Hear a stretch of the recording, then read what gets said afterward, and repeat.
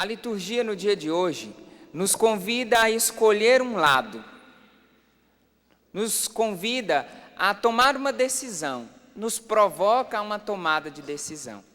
Contando lá no Antigo Testamento a perseguição que o povo judeu sofreu, que os israelitas sofreram, ali no tempo dos Macabeus, nos convida a tomar uma decisão diante das perseguições veladas, maquiadas e escondidas que hoje nós já sofremos.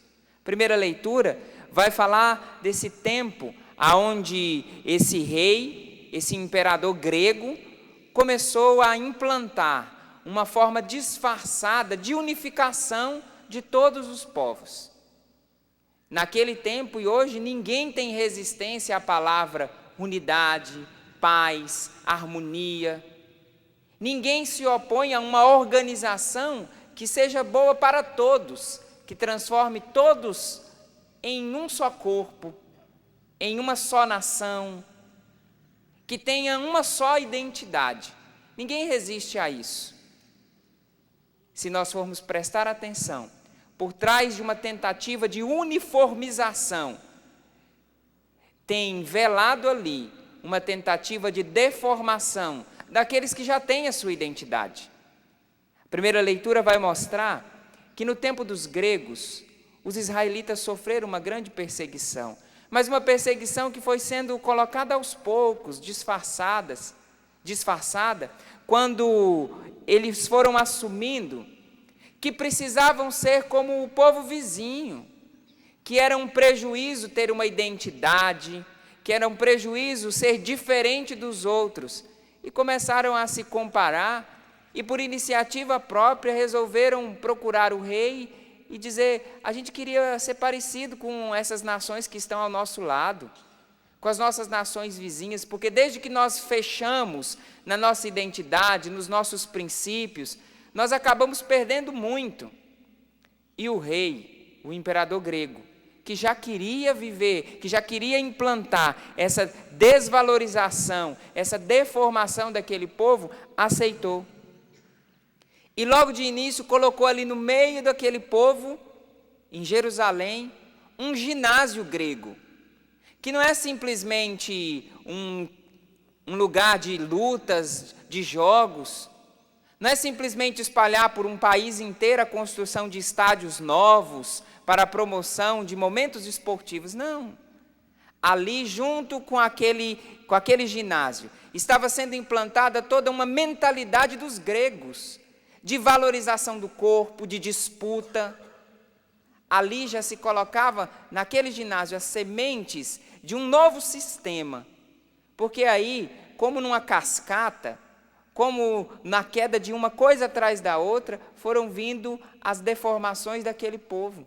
A partir desse ginásio que foi colocado ali, as pessoas começaram a querer ser parecidas com as outras nações.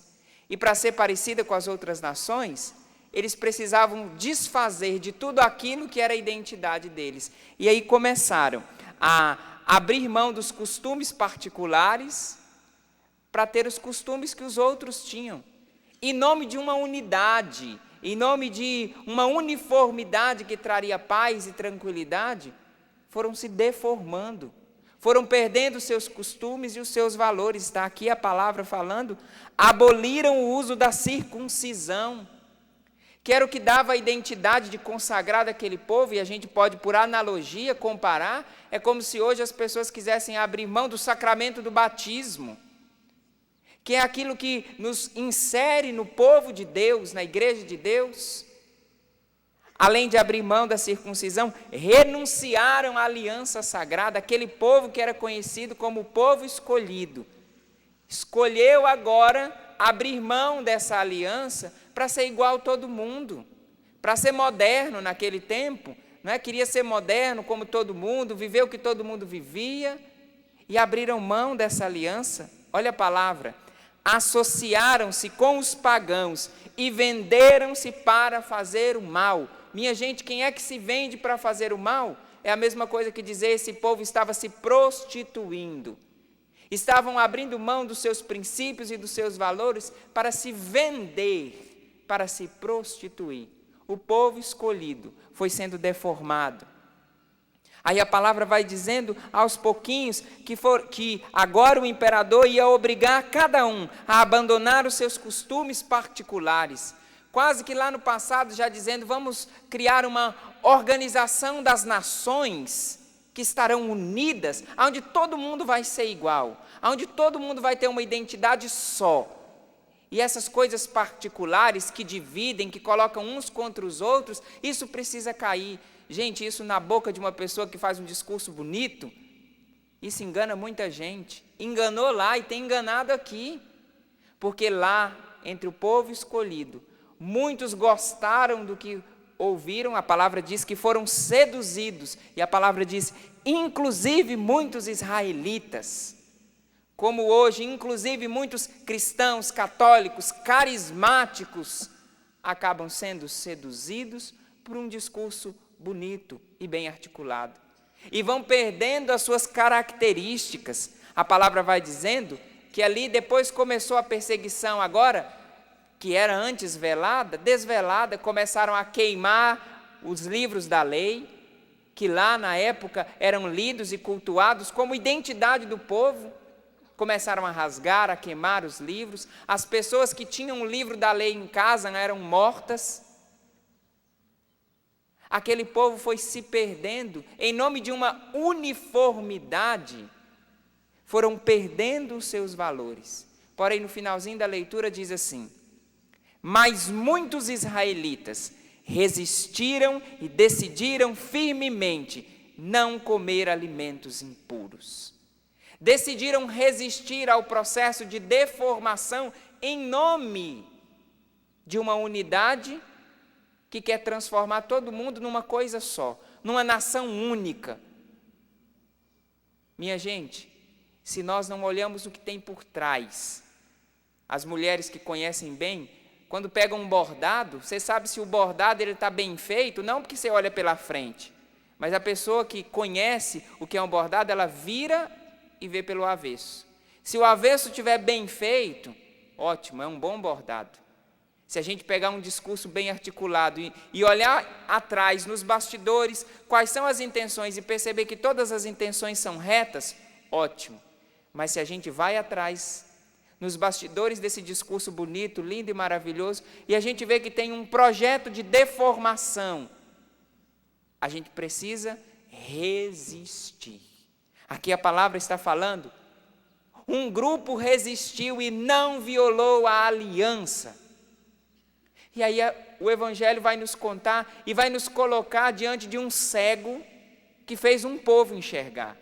E aqui quando eu falo um cego, eu não estou querendo discriminar, mas eu estou querendo dizer que uma pessoa que não enxergava, ajudou um povo a voltar a enxergar. Jesus estava passando por Jericó, e estava ali um cego que escutou aquele movimento todo e perguntou, o que está acontecendo? É Jesus de Nazaré que está passando aqui. E o cego começou a gritar, Jesus, filho de Davi, tem piedade de mim. E a palavra diz, não são palavras minhas, está aqui no Evangelho, mas as pessoas que iam na frente, mandavam que ele ficasse calado. As pessoas que estavam na frente ali, governando, que estavam ali conduzindo, mandavam que ele ficasse calado. Como hoje, minha gente, tem muita gente tentando mandar os cegos que têm fé, que acreditam, ficarem calados, porque alguém que tem fé incomoda muita gente, um grupinho que tem fé incomoda muita gente, principalmente aqueles que vão à frente. Aqueles que estão à frente, o tempo todo querem fazer calar um grupinho que se ponha contra o processo de uniformização. Aqui o Evangelho está dizendo que o povo falava para ele assim, cala a boca, para de gritar, para de pregar, para de falar, fica no seu canto. Mas assim como aquele povo da primeira leitura, o cego que não enxergava, diz a palavra, ele gritava mais ainda. Minha gente, um santo, um profeta, um povo que é fiel à sua origem e à sua raiz, ainda que de boca fechada, fala muito mais. Um povo perseguido, quando é fiel à sua identidade, ainda que proíbam, ainda que lhe tirem os microfones e as oportunidades de pregar, esse povo fala mais ainda. Foi isso que aconteceu com os santos quando eram perseguidos, foi isso que aconteceu com os nossos profetas quando eram presos. Esse cego grita mais ainda. E todas as vezes que a gente ouve esse evangelho, a gente fala que é o evangelho da cura desse cego. Mas Deus usou, Jesus quis usar esse cego para curar a cegueira de um povo que estava atrás dele, mas ia calando a boca das outras pessoas. E aí Jesus chama esse cego: o que você quer? Eu quero enxergar de novo. Ou seja, esse cego não era um cego de nascença, esse cego ficou cego. E aí ele diz: eu quero enxergar de novo. E Jesus fala: tua fé te salvou, enxerga de novo. E aí diz o evangelho que o cego seguiu Jesus. E a última parte do evangelho diz assim: vendo isso, todo o povo deu louvores a Deus. Não foi só o cego que voltou a enxergar, mas aquele povo que lá no começo do evangelho mandava o cego calar a boca, por causa da resistência de um povo voltou a enxergar. Nós não precisamos nos assustar que tenham muitos querendo calar a boca de poucos. O que é de assustar é que tenham poucos que estão com medo de abrir a boca. Porque se aquele cego tivesse ficado calado, aquele povo não terminaria o evangelho dando louvores a Deus. Que nós tenhamos a coragem de ser o cego que resiste, e ainda que me mandem calar a boca, de boca fechada eu falarei mais ainda, porque aqueles que tiverem a coragem de resistir ao processo de deformação, serão usados por Deus, ainda que deficientes, ainda que limitados, para conduzir um povo para o louvor do Senhor. Eu não sei se você, que nos acompanha aqui em Cachoeira Paulista ou em casa, através do sistema Canção Nova de Comunicação, se você é esse cego que tem resistido, ou se talvez você já faz parte desse povo que tem mandado: cala a boca, para de falar sobre isso, não prega mais sobre isso, não fala sobre isso, não canta esse tipo de música, não ensina isso. Deus quer nos fazer enxergar de novo. Porque assim como os israelitas da primeira leitura já tinham uma fé, já tinham uma identidade, se perderam, muitos de nós que já temos o batismo, a crisma, casados na igreja, sacerdotes, pessoas que já com sacramento e com a identidade cristã precisam voltar a enxergar de novo. Que Deus nos conceda a graça de uma nova conversão, ainda que mandem nos calar a boca, que a gente tenha a coragem de gritar: Jesus, Filho de Davi, tem compaixão de mim.